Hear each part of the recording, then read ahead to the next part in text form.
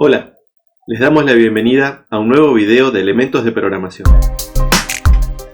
En este video vamos a ver qué son los vectores, también conocidos como arrays de una sola dimensión. Vamos a ver cómo se manejan en el lenguaje C y para qué sirven.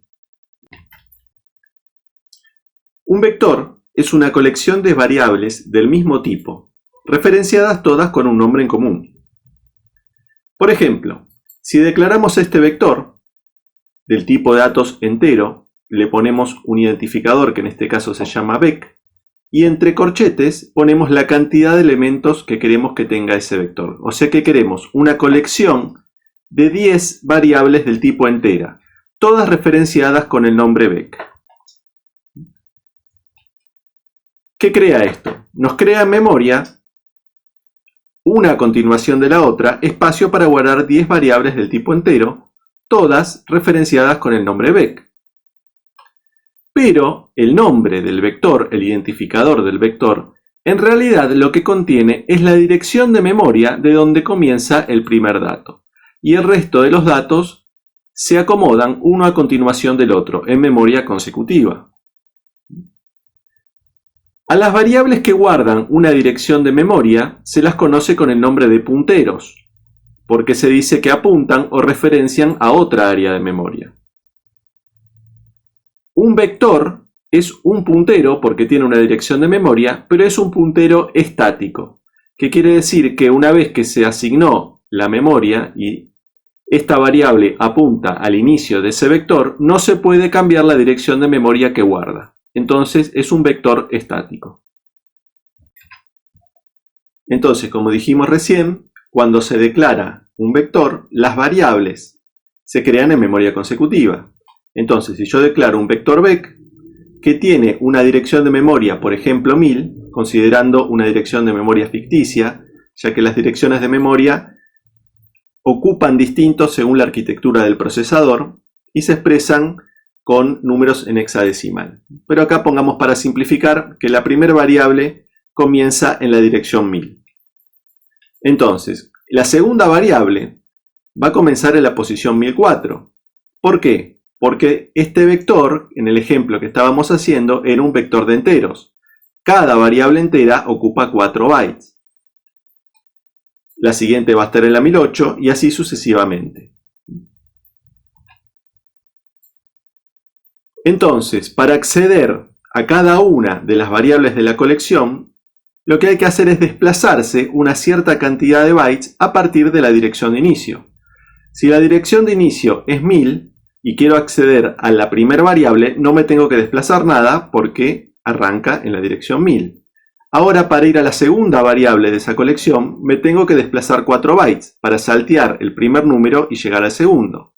Si quiero ir al tercer número guardado, me tengo que desplazar 8 bytes para desplazar dos números anteriores. Tengo que saltear esos dos números y llegar a la tercera posición del vector. Vamos a ver otro ejemplo. Este es un vector de caracteres de 5 posiciones. Si la dirección de inicio es la dirección 5000, el primer dato va a estar en la posición 5000, pero el segundo en la 5001. El tercero en la 5002, 5003, 5004. ¿Por qué? Porque cada carácter ocupa en memoria un solo byte. Entonces, el desplazamiento ahora no va a ser de 4 porque antes eran enteros, sino que como son caracteres me desplazo un byte para llegar a la siguiente posición del vector. Entonces, ¿cómo se accede a cada una de las variables de ese conjunto, de esa colección de datos que yo tengo en el vector?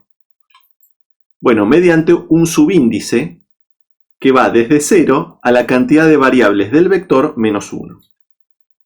¿Por qué desde 0? Porque ese subíndice indica el desplazamiento que tengo que realizar, que el compilador va a realizar, para llegar a la posición de memoria de la variable que quiera acceder. Acuérdense que la primera está al principio, ya no me tengo que desplazar. Por eso es el subíndice 0, no hay desplazamiento. Ponemos este ejemplo, un vector de 5 elementos, que comienza en la dirección 7000. Tengo 5 variables.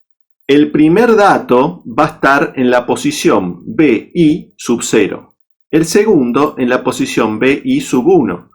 ¿Qué quiere decir? Que no me desplacé nada desde el inicio. Entonces accedo al contenido del vector, el número que estoy guardando ahí adentro. Con los subíndices accedo al contenido. Ahora, si yo quiero acceder a la dirección de memoria de cada una de las posiciones, voy a usar lo que usábamos siempre, el ampersand.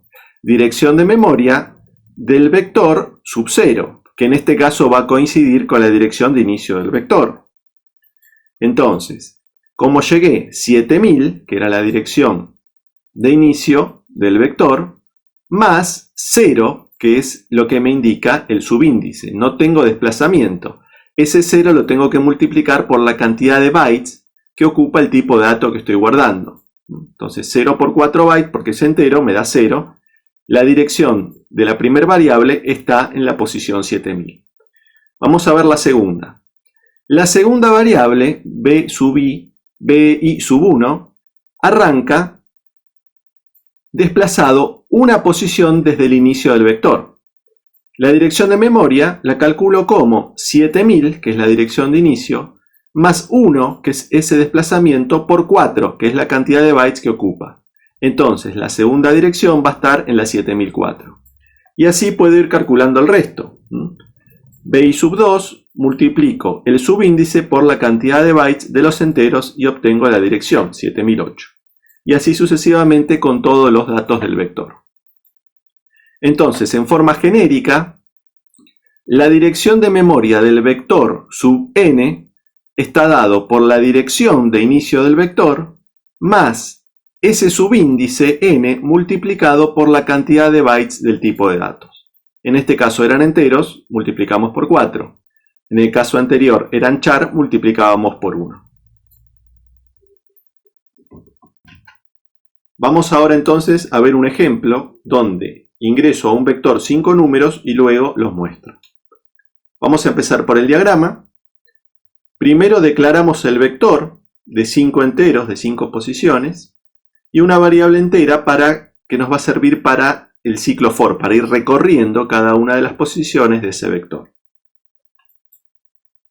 ¿Cómo lo recorremos con un ciclo for? Partiendo desde 0, porque i me va a servir como subíndice en el vector. Y recordemos que el vector, la primera posición, es la 0. La segunda es la 1, la 2, la 3 y la última, si es de 5 posiciones, es la 4. Entonces, i va a variar de 0 a 4, que son todos los subíndices admitidos en este vector. Y dentro del ciclo for lo que hacemos es el ingreso de datos. Cuando i valga 0, va a ingresar los datos en vec sub 0. Va a incrementar en 1 y va a valer 1, va a ingresar el dato en vec sub 1. Luego en vec sub 2, vec sub 3 y vec sub 4. Va recorriendo el vector y va guardando un dato en cada una de las posiciones. Lo mismo para mostrar. Hacemos un ciclo for de iguales características y cada vez que entramos al ciclo for mostramos una de las posiciones del vector con un salto de línea para que muestre los números uno debajo del otro. Vamos a ver ahora el código de ese diagrama que vimos recién. En el programa principal declaramos el vector de 5 posiciones, la variable i, el ciclo for para recorrer desde 0 menor que 5, es decir que va a ir desde 0 hasta 4, incrementos de a1, el printf para mostrar el mensaje en pantalla y el scanf para ir leyendo el vector. Fíjense cómo leemos. Leemos en la dirección de memoria del vector subíndice i.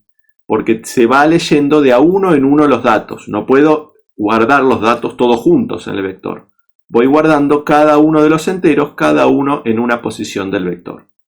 Después muestro un mensaje para que diga contenido del vector y vuelvo a recorrer el vector partiendo de la posición 0, mostrando cada una de las posiciones, es decir, cada uno de los números que quedaron guardados en ese vector uno debajo del otro.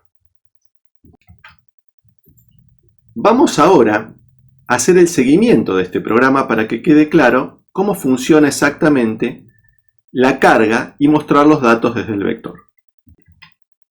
El primer paso, la primera instrucción que se ejecuta es la declaración de las variables. Declaro un vector de enteros de 5 posiciones y una variable i. Entonces, en la memoria, cuando se ejecute esa instrucción, me va a crear un espacio para guardar la variable i y las 5 variables para guardar los 5 números. Y también una variable que se llama vec que va a tener la dirección de memoria de la primera dirección. Acá la expresamos como si fuera el puntero. Apunta al inicio del vector. Empezamos con el ciclo for. Lo primero que hace el ciclo for es ejecutar la parte de inicialización. Entonces, va a ejecutar i igual a 0. Entonces, en la variable i se guarda un 0. Luego evalúa si 0 es menor que 5, si i es menor que 5. Como es verdadero, ingresa dentro del ciclo. Una vez que ingresa, va a ejecutar la línea del printf. Ingrese un número. Entonces, como se cumplió la condición e ingresó, en pantalla va a mostrar el mensaje ingrese un número. Luego va a ir a la línea siguiente, que es la línea del scanf. Se va a quedar esperando a que el usuario ingrese un número y que presione la tecla Enter para guardar ese número en memoria. Entonces, por teclado ingreso un 5. Ese 5, ¿dónde se va a guardar? Fíjense que acá dice en vec sub i. I tiene un 0, entonces se va a guardar en el vector en la posición 0. Es decir, se va a guardar en el primer espacio de ese vector. Ese 5 que ingresé por teclado va a pasar del buffer al vector en esa posición y va a quedar almacenado allí. Entonces, luego del ingreso, como llegó al fin del ciclo repetitivo, lo que va a hacer es volver arriba y va a ejecutar la parte del incremento de la variable i. Y estaba en 0, al hacer i++, va a valer 1, o sea, 0 le va a sumar 1. Va a reemplazar ese 0 por un 1. Bien. Inmediatamente después va a controlar la condición y va a preguntar si i, que vale 1, si es menor que 5. Es verdadero, vuelve a ingresar al ciclo. Como vuelve a ingresar al ciclo, va a ejecutar el printf. Entonces, nuevamente va a salir en pantalla, ingrese un número. Se va a quedar nuevamente con el scanf esperando a que ingrese otro valor en pantalla por teclado.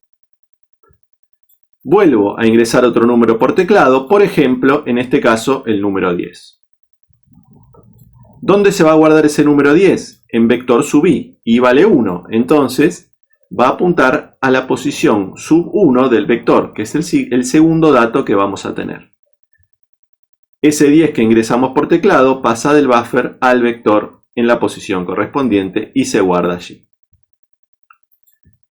Entonces, nuevamente, vuelve arriba en el ciclo for, y va a valer 2, va a volver a evaluar y va a ingresar el siguiente número. Y pasa a valer 2, y así va a ingresar tantas veces desde 0, que empezamos analizando, hasta la posición 4. Cuando i valga 5 va a salir y va a tener completo todos los datos de ese vector. Vamos a ver ahora cómo, al momento de declarar la memoria, yo puedo inicializar un vector. Si yo no especifico el tamaño del vector, pero detallo el contenido que va a guardar, automáticamente se crea un vector con el tamaño justo para guardar los datos especificados. Por ejemplo, si hacemos esta declaración, int vec corchete corchete igual a esta secuencia de números que se ponen entre llaves, separados por coma, porque son números enteros. ¿Qué va a hacer? Va a crear en memoria este vector, donde primero va a estar guardado el 2, luego el 5, luego el 7, el 10 y el 20. Es decir, que creó el vector en memoria y a cada posición le puso uno de los datos que yo especifiqué. Si yo no especifico datos, tengo basura de memoria, no sé qué hay guardado en ese vector. En este caso el vector es de 5 posiciones. 1, 2, 3, 4, 5. Es lo mismo que si yo hubiera puesto aquí vec sub 5. Lo calculó automáticamente a partir de los datos. ¿Qué pasa si hacemos esto? Si ponemos vec sub 5, ahora especificamos el tamaño, pero lo igualamos solamente a un dato, 0. Bueno, lo que va a crear es un vector de 5 posiciones, donde en cada una de las posiciones va a estar el número 0. En todas pone el número 0. Pero ojo, esto solo funciona con el número 0. No lo puedo hacer con otros números. ¿Por qué? Porque toma el dato y completa con ceros. Ahora lo vamos a ver en el siguiente ejemplo. ¿Para qué nos sirve un vector todo en cero? Bueno, para usar cada una de las posiciones, por ejemplo, como un contador o un acumulador. Miremos entonces este ejemplo donde un vector de 5 posiciones lo inicializo con el número 1. ¿Qué hace? Pone el número 1 en la primera posición y el resto lo completa automáticamente con ceros. ¿Qué otra forma tengo de inicializar un vector? Lo que vimos recién solamente sirve al momento de declarar la memoria. Pero si yo en el medio de mi programa tengo que volver a inicializar un vector, lo tengo que recorrer posición a posición e ir asignándole un valor. Entonces, para eso, lo que vamos a hacer es un ciclo for. Supongamos que tenemos un vector de 5 posiciones, una variable i para ir recorriendo. Entonces, hacemos un ciclo for desde 0 hasta 4, 0 menor que la cantidad 5, y en cada una de las posiciones del vector guardamos un 0. Entonces, cada vez que ingrese este ciclo for va a ir poniendo el 0 en cada una de las posiciones de ese vector. También me serviría para inicializar, por ejemplo, todo el vector con unos. Como vimos anteriormente, no se podía hacer de forma automática, sino que lo puedo hacer recorriéndolo con este ciclo for. Si vamos al código, es la declaración del vector, la variable i, y el ciclo for desde 0 menor que 5, y en la posición vec sub i le guardo el valor 0, lo mismo que tenemos en el diagrama. Si tengo dos vectores, ¿cómo hago para copiarlos? Bueno, para copiarlos lo que tengo que hacer es ir recorriendo posición a posición para ir copiando los datos de uno en otro. Vamos a verlo. Si tengo este vector, vec, de 5 posiciones, inicializado con estos números, y también tengo este vector vec2 de 5 posiciones donde no tengo nada, no lo inicialicé, es decir, en cada posición no sé qué hay. Para copiarlos, ¿cómo puedo hacer? Entonces, fíjense la representación gráfica. Vec apunta a este vector con estos números y vec2 apunta a este vector donde tenemos basura de memoria. Todavía no tengo datos que nos sirvan. ¿Cómo hago para inicializarlo? Recorro el vector. Lo podemos ver en el código y partiendo de 0, para que vaya recorriendo desde la primera posición, menor que 5 hasta 4 y más. Y cada vez que pase por el ciclo for, en el vector 2, la posición i, en la posición 0, en la posición 1, en la posición 2, copio lo que tiene el vec en la posición i. O sea, voy copiando el 2, el 5, el 7, el 10 y el 20. Aquí lo vemos expresado en forma de diagrama. Es exactamente la misma instrucción que en el código. Entonces, lo primero que copia cuando i vale 0 es el 2. Copia en vec2 sub 0 lo que tiene vec sub 0. Luego va a copiar el 5, el 7, el 10 y el 20. Y así fui recorriendo posición a posición el vector para copiar cada uno de los datos.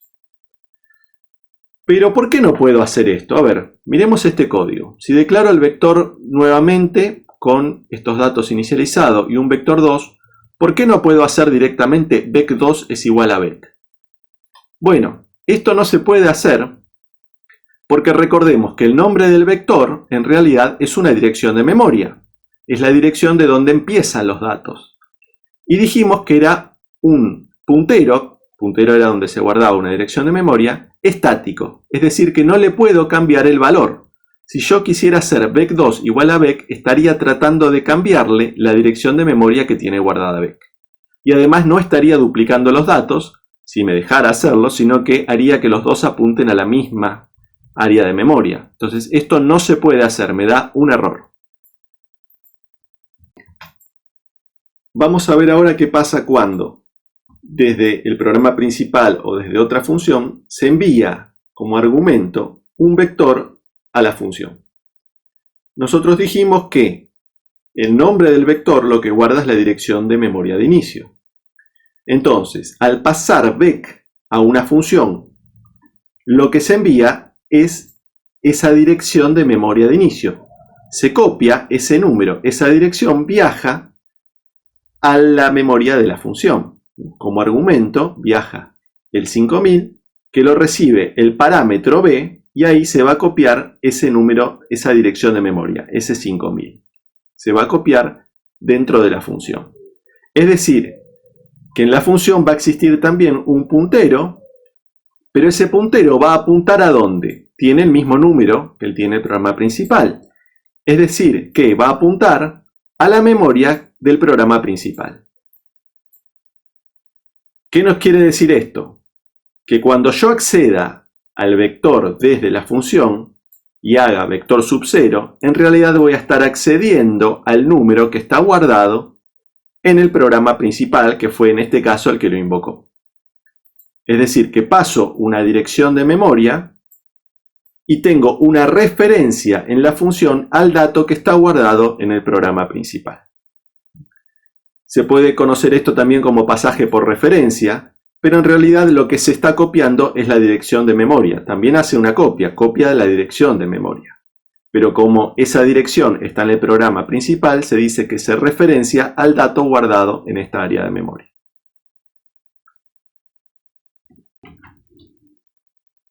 Vamos ahora, a modo de ejemplo, a realizar el mismo programa que hicimos anteriormente de cargar un vector de 5 elementos y mostrarlo, pero vamos a hacerlo ahora con funciones. Vamos a hacer una función que permita ingresar los datos en el vector y otra función para mostrarlos.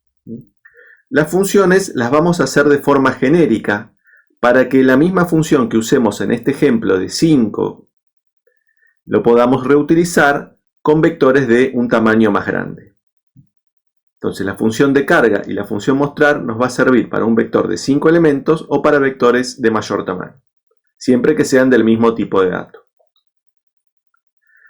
Tenemos que recordar que los vectores se declaran en el programa principal y se les envía la dirección de inicio del vector a las funciones. Entonces todo cambio que hagamos dentro de la función se va a hacer en realidad sobre el vector que está definido en el main. Entonces vamos a ver ahora el ejemplo primero con el diagrama. Se declara el vector de 5 posiciones del tipo entero, se invoca una función para que llene ese vector, la llamamos cargar vector, donde se le envía el vector y la cantidad de elementos que posee. Para enviar como argumento el vector se pone directamente el nombre del vector, porque queremos que mande la dirección de memoria de inicio. No se le ponen corchetes. Un error muy común es ponerle corchetes vacíos. No, directamente mando la dirección de memoria, o sea, el nombre del vector. Si yo me equivoco acá y pongo, por ejemplo, vec sub algo, sub 0, por ejemplo, lo que voy a estar enviando es el primer entero que tiene guardado el vector. No voy a estar mandando el vector completo. Entonces, quiero mandar el vector completo, directamente el nombre del vector. Lo mismo para la función mostrar. Envío la dirección de inicio y la cantidad de elementos de ese vector. Entonces, a nivel diagrama, para cada una de las funciones hacemos un diagrama separado, donde para indicar la función utilizamos esta simbología. En la parte superior ponemos el nombre de esa función, luego la parte inferior está dividida en dos partes. A la izquierda ponemos los parámetros que recibe, en este caso recibe un vector de enteros y una variable entera que va a decir cuántos datos tiene ese vector. Pero fíjense que acá no decimos que recibe un vector de 5 posiciones. ¿Por qué no lo ponemos? Porque en realidad la función, como vimos anteriormente, lo que copia y lo que recibe es una dirección de memoria. No le importa si esa dirección de memoria apunta a un vector de 10, de 20 o de 30. La dirección de memoria siempre ocupa lo mismo. Entonces la función lo que recibe es solamente esa dirección. Entonces sí me sirve saber que es un vector. ¿Por qué? Porque esto va a guardar un puntero, una dirección de memoria, y no va a guardar un dato entero. Pero no tengo que especificar la cantidad de datos. Y de esta forma puedo reutilizar las funciones. Puedo usar esta función para invocarla con un vector de 5, con un vector de 10, con un vector de 20. Por eso le agregamos el segundo parámetro del tamaño. ¿Qué se hace dentro de la función? Se recorre el vector posición a posición, con un subíndice i, porque es un ciclo for, partiendo desde 0 hasta 1 menos que el tamaño. con incrementos de a 1. Y cada vez que se ingresa al ciclo for, se ingresa un dato en la posición del vector sub i. Fíjense también que el nombre que yo le doy al vector y a la variable son distintos que del programa principal. Pueden ser iguales, pero acuérdense que es memoria separada. Lo que se copió en este caso fue la dirección de memoria y en este caso el valor que se envió como argumento, que era el tamaño del vector, un 5. Y esa es la función de carga. Vamos a ver la otra función, la función de mostrar. La función mostrar es muy similar, pero cada vez que ingreso al ciclo for lo que hago es mostrar el contenido del vector en esa posición y un salto de línea para que me quede uno debajo del otro. Recordemos que, como acá recibe la dirección de memoria de inicio del vector y esa dirección está en el programa principal, los datos que yo estoy grabando en la carga los voy a estar grabando en el main. Y los datos que yo estoy mostrando en esta función para mostrar son los datos que están guardados en el main. Entonces vamos a ver este mismo ejemplo pero en codificación. Lo primero que se hace es declarar los prototipos de las funciones. La función cargar vector, que recibe por parámetro un vector de enteros, int, corchete, corchete, no le especifico el tamaño, no me interesa, porque dijimos que las funciones son genéricas, y un entero de la cantidad. Lo mismo para la función mostrar. Ahora, en el programa principal, declaro el vector, y acá sí tengo que poner un tamaño, porque acá estoy reservando memoria, no me tengo que olvidar nunca de al definir el vector ponerle el tamaño. Sí o sí lo tengo que poner. Esto es porque acá está recibiendo una dirección de memoria y no necesita saber de qué tamaño es. Entonces, declaro el vector con un tamaño fijo, 5 en este caso, invoco la función cargar, pasándole la dirección de inicio y el tamaño, la función mostrar, pasándole la dirección de inicio y el tamaño, y termina el programa. Debajo hago el desarrollo de las funciones. La función cargar vector, que recibe un vector de enteros, que lo llamé b, y una variable para guardar el tamaño de ese vector. Una variable local i, recorro el vector desde 0 menor que tamaño y cada vez que entro al ciclo for pongo este mensaje de ingreso un número que se va a guardar con el scanf en la dirección de memoria del vector subíndice i. Primero en la posición 0, posición 1, posición 2, posición 3, posición 4. Cada vez que pase por el ciclo se va a ir incrementando i en 1.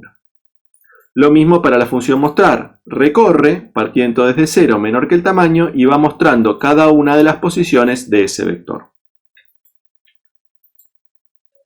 Entonces, recuerden siempre, cuando mandan el vector, mandar solo el nombre. No ponerle subíndices. Salvo que quieren enviar un solo dato. También recuerden que los vectores lo que se copia es la dirección de inicio. Es decir, que cualquier cambio que yo haga en la función lo voy a estar haciendo sobre el programa principal. Acá fue donde guardé la memoria, donde reservé la memoria para los 5 datos. Acá no, acá solamente copió la dirección de inicio. Bueno, eso ha sido todo. Espero que les haya quedado claro y que puedan ahora trabajar con vectores en sus programas.